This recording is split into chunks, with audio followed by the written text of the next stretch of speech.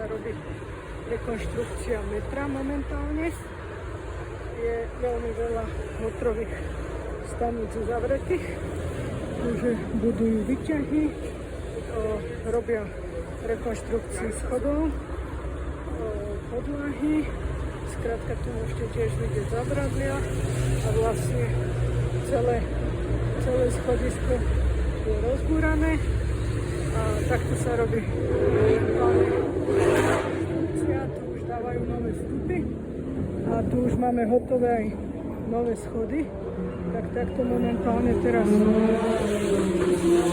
vstupy, tak momentálne teraz takto vyzerá každá jedna stanica na Linia 2 a vlastne Linia 2 bude viesť na štadión, kde budú majstrovstvá sveta vo fotbale. Takže takto vyzerá, vymenili lampy, natreli stopky na bielo a konštrukciu načírali na čierno. Takto tu máme vnútrajšok, takto robia rekonštrukcie. Všade troška inak. Tu nám vlastne dávajú, vymurovali a dávajú mramor, aj tu, aj na múr. No, takto vyzerajú teraz momentálne schody a samé prekažky na schodoch, pretože nefungujú ani eskalátory. Vlastne tu, jak je tá stena, tu je eskalátor, ale momentálne sa tu pracuje.